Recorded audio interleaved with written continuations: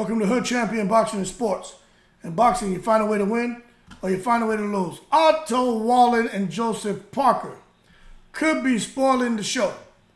Now, I'm going to tell you right now, Saudi has a whole lot of fun planned for Anthony Joshua and Deontay Wilder, but it looks like all that could be derailed if Wallin and Parker do what they said they've come to Saudi Arabia to do.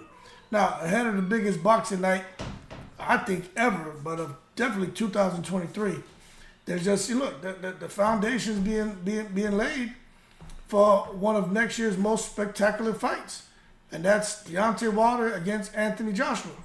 Now, that's one of those bouts that's been part of the boxing conversation for just, way too long. Teasing, frustrating everybody, man. I don't know, what's it been, 6-7 years or something like that? But nonetheless, man, Saudi Arabia, look, with the money they have, they're just, playing a role and being able to bring a lot of these fights closer. As a matter of fact, they're making them realities.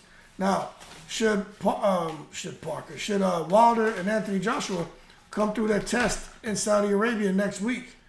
Tomorrow, I'll tell you what, they are expected to meet in March of next year. I don't care what Eddie Hearn says. I believe the contract's already signed, and they'll be looking to make an announcement tomorrow night when they actually fight. Now, Otto Wallin and Joseph Parker, they stand in those guys' way, man. And they can deny us all the fight that we've all been clamoring for if they do the business this weekend. Now, this is the thing. Wallin is 6'5", man. He's a giant. And Parker is just a little bit shy of 6'5", right?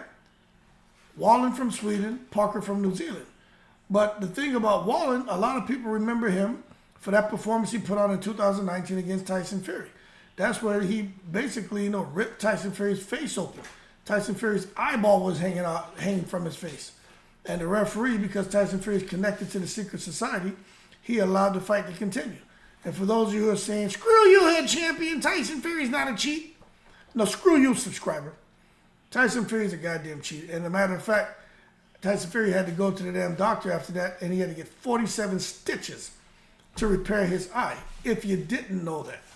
Now, the thing that we need to understand is Tyson Fury, he did somehow win, a wide decision, you know what I'm saying? But that really didn't tell the story. Now, I'm going to tell you right now, Tyson Fury had a pretty good cut, man. I got to give him some credit. But I do think if that would have been Otto Wallin with that cut on his eye, I think they would have stopped the fight, definitely. And ever since that fight, Wallin's been one of the most avoided fighters in the heavyweight division. And he's been out here beating his drum and calling for fights. And, a lot of guys just didn't want to fight him. You know what I'm saying? And it is what it is. But now he gets his opportunity to come out here and put some work in against Anthony Joshua. Now, since the Fury fight, the only defeat, which was the only defeat on Wallin's record, he's had, 6 victories. And the last fight was probably his most impressive to date, where he was able to get in there and clip the former cruiserweight king, Murat Gassiev, in Turkey in September. Now, I will say that Wallin and I'll say Gassiev are probably not as talented as Usyk. The bottom line is Wallin has a very, very sound, very respectable skill set, and he's going to come out in a southpaw stance. And we know the southpaw stance, at least from, Usyk, it gave Anthony Joshua some serious problems. But away from the ring, he's a conscious man. He volunteers at the animal shelter where he, as his second home, New York.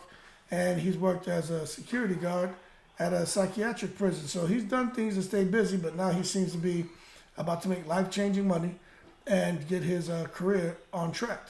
Now, what I will tell you is, another compelling layer to the fight is there'll be another new face in Joshua's corner on Saturday with Ben Davison taking the reins. I still don't like that. I don't like the fact that Derek James is still his head trainer. I don't like the fact that Derek James is basically, FaceTiming him and giving directions to Ben Davison, and Ben Davison is taking those directions and then trying to impart that to Anthony Joshua. It all sounds complicated and doesn't sound like it's going to work. But we'll find out. You know what I'm saying? We're going to see what's happening. I know Derek James is busy with Earl Spence, Ryan Garcia, and I'm sure that bald head of his has probably sprouted an afro after finding out what the hell happened with Jamel Charlo and his wife. So Derek James has a lot of distraction. He's busy. So it is Ben Davison to hold down the fort. Now, Davison will be the fourth trainer for Joshua, and he's been working with Joshua for a couple months now. And, you know, I still think Joshua should have stayed with Rob McCracken. That's my opinion. Some disagree, but it is what it is, man. You know, he takes a loss to Usyk, feels that he needs a change, goes to Robert Garcia, loses again, then he bounces around, ends up over to Derek James. Now he's with Ben Davison. So it's just complete madness. But if you look at, in contrast to Wallin, Wallin's settled in New York, and he's been getting trained by Joey Gamache, and he's been doing wonderful underneath the guidance of Joey Gamache. But what I will tell you is, like everybody's been saying, when AJ fought Jermaine Franklin, and when he fought, what's his name, man, Helenius, AJ looked vulnerable. He just doesn't look there. And I think Otto Wallin is hitting the nail on the head about AJ losing his confidence and seeming upset and not seeming happy, and that could be ultimately what causes him to lose this weekend. But AJ said, look, I want blood and cuts. Basically, he's coming there to go Al Capone all the way and, you know, kill Otto Wallin if he can get away with it legally.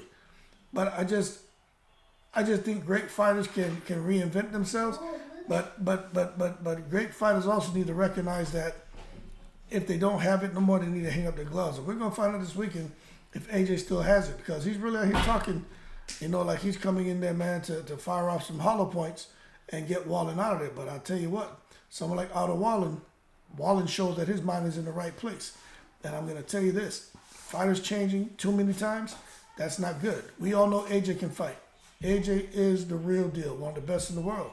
But just too many different styles, too many different coaches, too many different philosophies. I just think it's just too many changes. But we'll see how it goes. We'll see how it goes, man.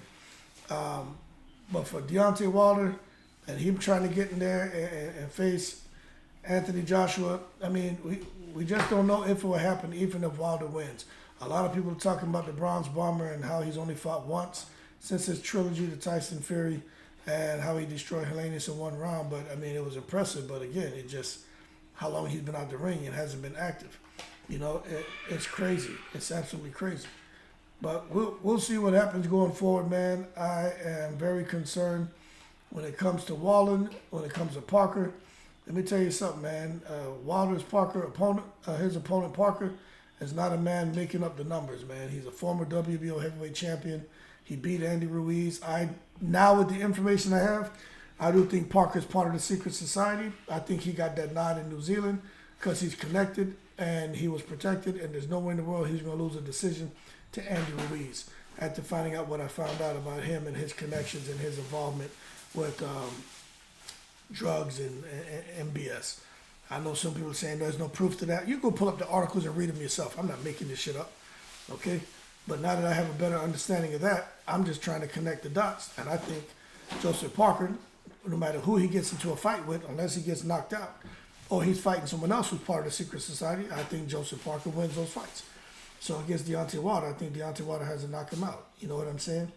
But at the end of the day, you got to give him respect and credit. He's constantly accepted some of the toughest fights in the division. And a knockout defeat to Joe Joyce last year had people questioning his future. But if you look how he's rebuilt, you know, and getting all these damn wins, it makes you wonder what the hell's going on with him. But then again, for Joseph Parker to come beat Deontay Wilder, I don't know, especially for him to say he's gonna knock him out. I gotta say how. How you gonna knock him out? Where are you getting this confidence from? Deontay Wilder hit the nail on the head. When you were a champion, you didn't want to fight me. Now you're not a champion and you're saying you're gonna knock me out? What is it you're doing? What is it that you've come across? How is it that all of a sudden you feel like you're gonna knock me out? And I'm gonna tell y'all right now, I think he's got the goddamn cocktail. I think he's got the connection. He's working with Fury. Everything Fury was doing and Fury has access to, Parker has access to, and Parker's probably doing as he tees up against Deontay Wilder. But I'll tell you what, no matter what, pay attention to those two fights, because Wallin and Parker, they have other ideas than what Eddie Hearn and Shirley Finkel and the Saudis have as far as making Joshua against Wilder. Wallin and Parker are looking to knock both of those guys out and for them to put themselves in position to fight each other and then go on to eventually fight against Flip Hergovic or Tyson Fury, the winner of Tyson Fury Usyk. that being said, y'all keep cool. Shout out to the veteran 7 continents. I'm going to be watching this fight, man. I think AJ's in a difficult fight, but I'm really, really, really curious about how Joseph Parker thinks he's just going to go knock Deontay Wilder out. I hear people saying, well, Deontay Wilder's never fought anyone elite. Hell, when's the last time he had one win in, 4 years? You know, Deontay Wilder, he's not proven himself yet as a guy who's consistently fought elite opposition and found a way to win. But they are giving him credit, saying that it doesn't matter if they think he's skilled or not. They know he has the power to get into a fight with anyone who has more skill than him and knock them out and get the win. So Deontay Wilder is always a threat. I know that, you know that, but nobody speaks like that about Joseph Parker, so it makes me wonder how Joseph Parker can speak that way about himself. Makes you wonder what the hell's going on. Someone's taking it to the stupid. Y'all keep cool. Shout out to the veterans, all 7 continents, Wallin and Parker, to spoil the show. We're going to see if they can pull it off in the breeze.